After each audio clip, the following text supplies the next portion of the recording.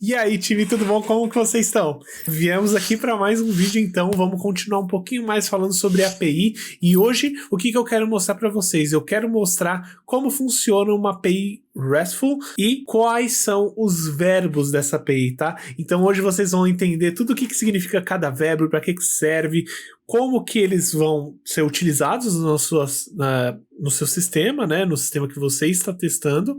E com isso, eu vou mostrar aqui para vocês como que funciona cada um deles utilizando Postman, tá? Então, fiquem tranquilos, isso daqui vai ser uma aula não somente com informação, comigo falando, mas eu também vou tentar mostrar um pouquinho do que eu tô fazendo, tá bom, galera? Então vamos nessa? Vamos fazer? Bora!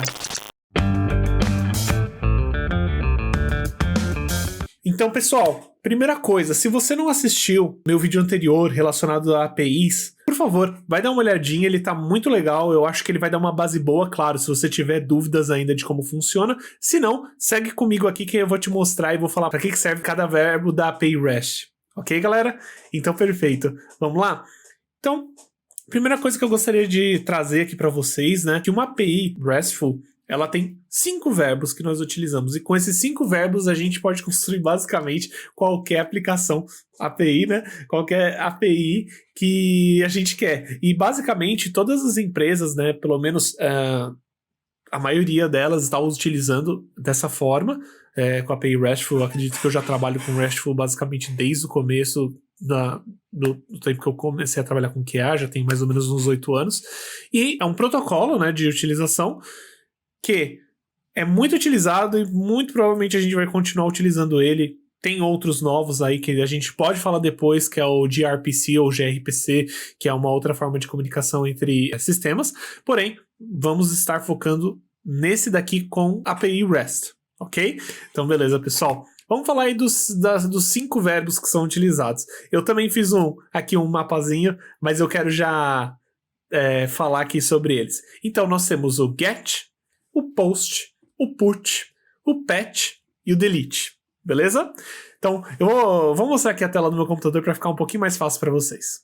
Então, beleza, pessoal, espero que vocês estejam conseguindo ver aqui bonitinho, mas é basicamente isso. Então, como eu já mencionei, nós temos aqui 5 verbos, né? Que é o get, o post, o put, o patch e o delete. Eu vou falar um pouquinho mais sobre cada um deles, ok?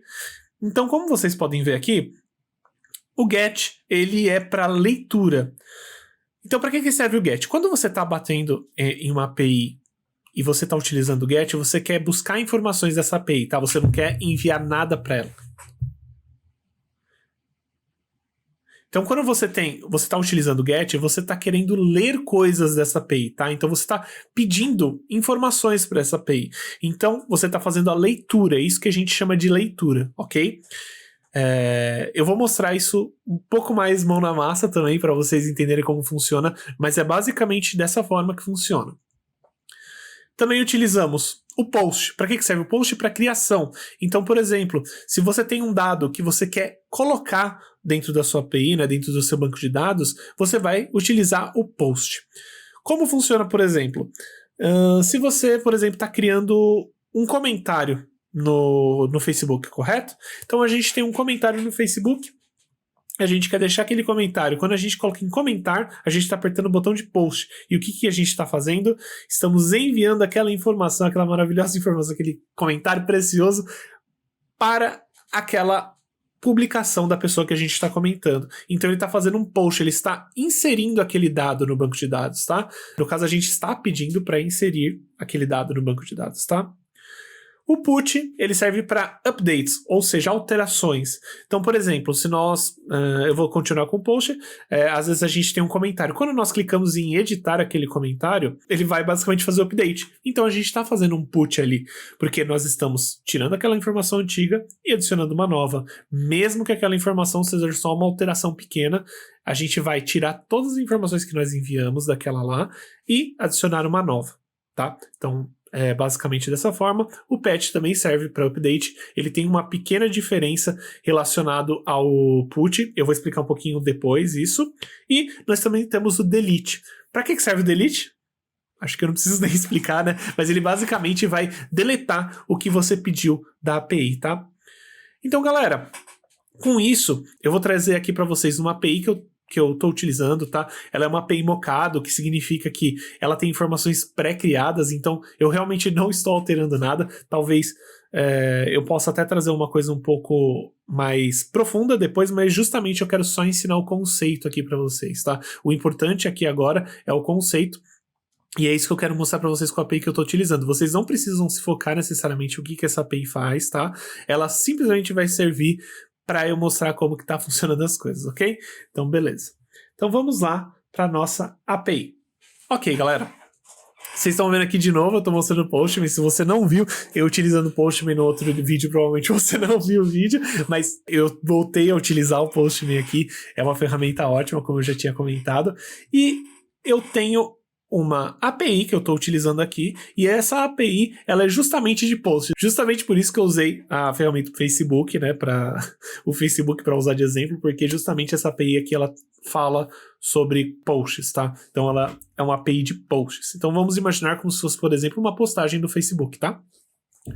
Primeiro que a gente vai falar aqui é o GET. A gente já comentou sobre GET, eu vou dar um zoomzinho aqui para vocês poderem ver melhor. Esse daqui é o GET. Então, ó, eu tenho aqui a URL da minha API, né? E nós temos os posts. Então, se eu der um get em posts, o que ele vai me retornar? Ó, tá vendo? Ele tá me enviando o get aqui.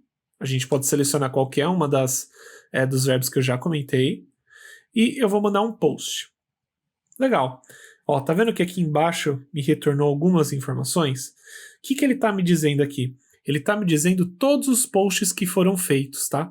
Então, todos esses posts foram feitos e é tudo isso que tem no banco de dados. Então, a API está indo lá no banco de dados falando assim, quais são todos os posts que tem nesse banco de dados? E ela está retornando isso para a gente. Perfeito? Legal. É bem simples. Nós também podemos fazer por cada post. Então, por exemplo, se eu colocar aqui uma barra e pedir para ela pegar, né, fazer o get desse post, ele vai me retornar aqui, ó, o post ID 1. Se eu fizer isso com 2, ela vai me retornar o quê? O post ID 2, tá? Vocês verem aqui, né, que ela tem user ID, né, que seria a identificação do usuário, a identificação do post em si, o título e o corpo, né? Então, por exemplo, você faz uma postagem, você coloca um título e um corpo aqui, no caso dessa API, ok? Em relação a isso daqui, não são todas as APIs que vão ter, tá? Esse get específico para cada um dos itens, para cada um dos IDs. Porém, por sorte, essa API tem. A gente pode utilizar, tá bom? Acho que isso é legal para vocês saberem. Segundo, a gente tem o post. Então, como funciona o post? Você fala assim, Henrique, mas ali você só apertou um botão, né? E ele já deu o get, ele já pesquisou tudo. Legal. Qual que é a diferença do post? O post a gente precisa adicionar uma informação, né? Nós precisamos adicionar a informação que a gente está querendo guardar, né? Que a gente está querendo criar no banco de dados dessa API. Então, como vocês podem ver aqui, ó, deixa eu aumentar um pouquinho. Eu estou enviando pelo user ID 1, eu estou fazendo um post e eu estou postando um post, né? Então eu estou criando um post aqui. Vamos criar um título? Então, vamos criar um título aula de QA. E a gente pode colocar aqui sobre o que a gente está falando no nosso body, né? Galera, então é isso. Então, o nosso post vai ser título aula de QA e o nosso body vai ser falando sobre a API REST, ok? Legal. Quando eu der o post aqui, ó, vamos ver o que ele vai retornar.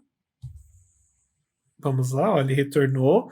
Tá vendo que ele tem os status, isso é muito importante. De novo, se vocês quiserem uma aula falando só sobre status, como eles funcionam, para que eles servem, deixem aí nos comentários. Eu vou estar sempre aí nos comentários, então, por favor, pode deixar. Legal. Ó, eu fiz o post, é o que ele falou aqui. Aula QA, falando sobre a API REST. ID 101. Então o que significa? Nós fizemos a postagem, a gente criou essa informação, então esse post existe lá dentro do nosso banco de dados. Tanto é que a gente tem um ID 101 e ele foi direcionado para o usuário 1, né?